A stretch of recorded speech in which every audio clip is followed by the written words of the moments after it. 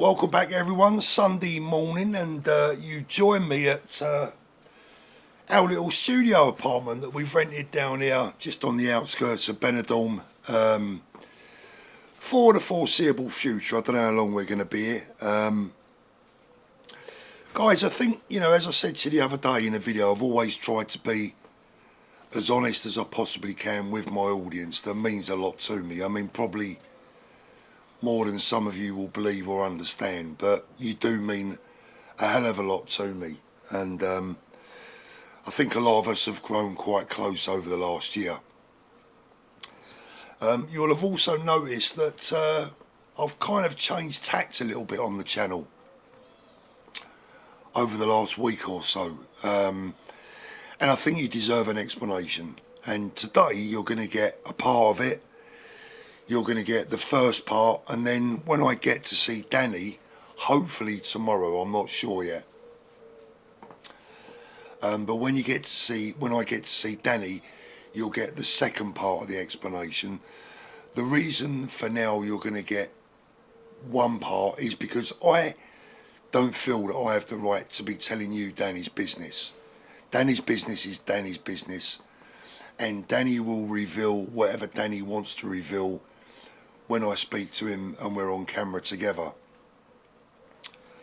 But today I'm going to give you my version of events, why I'm currently no longer doing any political videos for the moment at least. And this is going to be quite an in-depth, quite a revealing story. Now, as you guys know, I came into this just over a year ago now. And things have been going really, really very well. I feel that we were uniting people of all different races, creeds, colours and religions. We were keeping people calm, which was always one of the main objectives for me, to keep people level-headed, to keep them calm, try and make sure that people don't get themselves into trouble, remain respectful and polite, and do things properly. And I think things were going well. In the last few weeks, there has been some splits within groups that I've found to be very sad, somewhat unnecessary, and I like to be friends with everyone. I know that's impossible at times, but I like to be friendly with everyone, and I've never been the sort of person that can work on the premise that just because a friend of mine is an enemy with someone else, that I have to be that person's enemy at all, or as well, I should say. That's not really for me. So, look, I've found some of the splits the cracks that have appeared difficult to deal with. I don't really want to be involved. But that's really a relative minor by comparison to what else has been going on. But I suppose that was the straw that broke the camel's back. The main reason that I'm pulling out of politics to a large degree, not completely, but to a large degree, is because the levels of state intimidation that I have been suffering, been going through, I can't and don't want to reveal all of it. I reveal what I can because I need you to understand the levels and the implications for me and my family. Some people will say, oh, you've bailed at the first hurdle. No. This is not the first hurdle, and anyone that wants to lay that accusation at me are missing some key points. First of all, I'm not a young man anymore. I'm 64 next week. My resilience for battles and fights and, what else whatever you want to call it, has deteriorated over the years, and anyone that, gets to this age will understand what I mean. I'm not 34 or 44 or even 54 anymore. the older you get, the harder these things become to deal with, emotionally and physically, and from a mental health, mental wellness viewpoint. My bank accounts have been targeted. I have been stopped by the police more times in the last 6 weeks than in the rest of my life combined.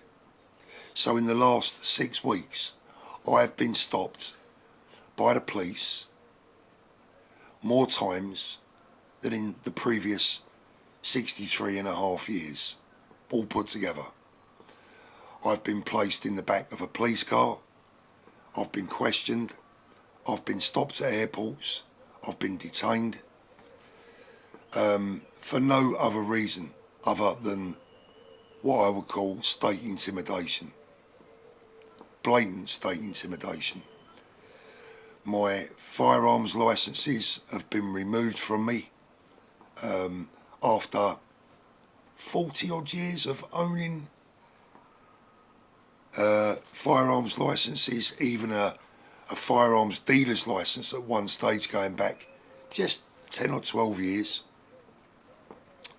Actually a bit less than that. I was deemed as suitable to be able to own and deal in firearms. Now I can't even have the most basic licence. That has been removed from me. My bank accounts all of a sudden became under huge threat. Now, some people might not look at that as being too much of a problem, but trust me, when you take care of your family in the way in which I do, you have a mortgage, you have everyday life to get on with, your bank accounts being messed around with takes you into a new level. And for anyone that wants to accuse me of bailing at the first sign of a problem, well, my answer to them would be, you put yourself in my position, and answer to your wife, you answer to your family, you explain whilst you can no longer even pay the bills because you haven't got a bank account, to pay the bills with. When you're continually being pulled by the authorities for absolutely nothing, you start to wonder what they're cooking up and what's coming up next. Nevertheless, I was still putting up with all of that. Some of it I've made public, some of it I haven't, and even now I'm not making everything public. So there are other things that you should know, but at the moment I can't tell you.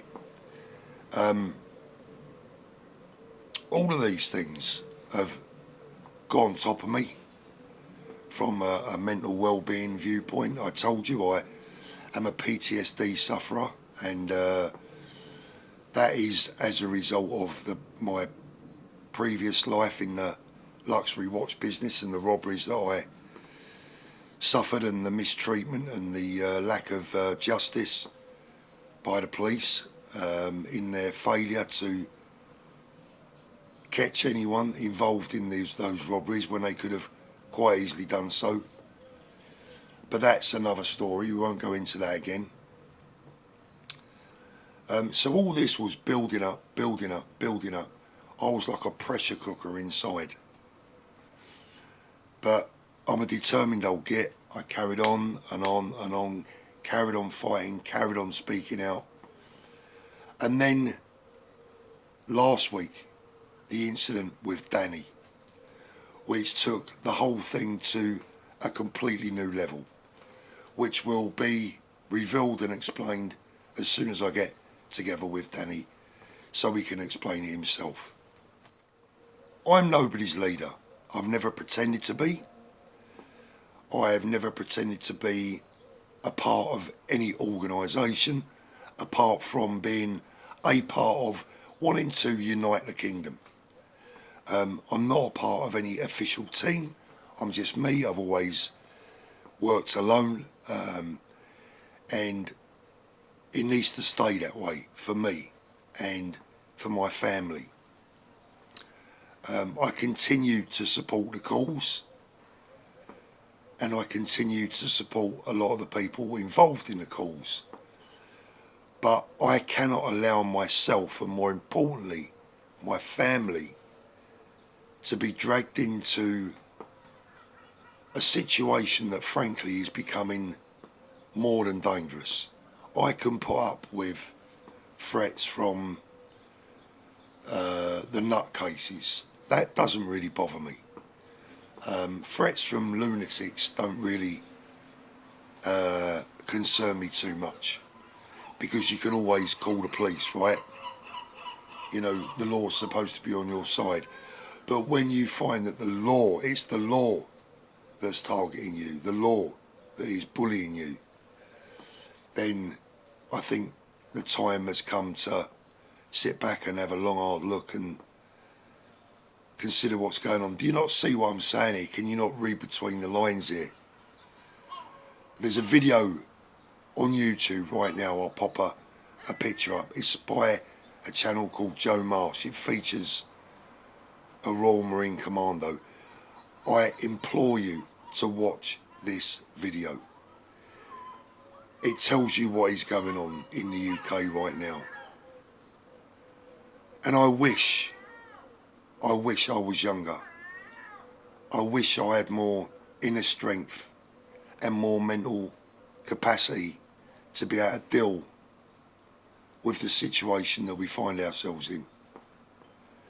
So you can either hate me for it, you can just dismiss me, you can unsubscribe, you can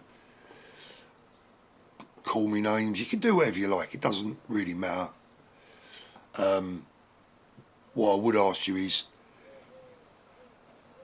whilst you're doing that, from sitting behind your computer screen, writing a comment with one hand and one eye whilst watching Match of the Day with the other, put yourself in the position that myself and plenty of other people have put themselves in.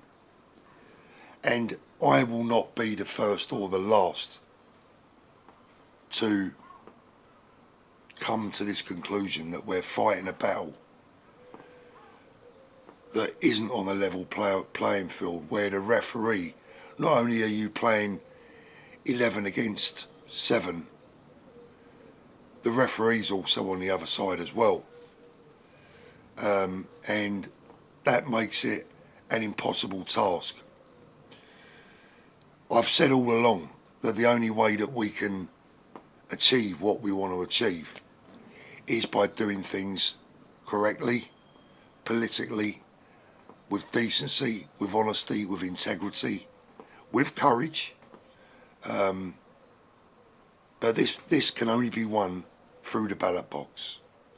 And I've said this 1,000 times, and I'll say it again. You must register to vote. That is our only hope. All the street demonstrations in the world, all the protests in the world, all the YouTube channels in the world, all the moaning in the world will not change a goddamn thing. The only thing that can make the change happen that we need and want to happen is through legal means, through the ballot box.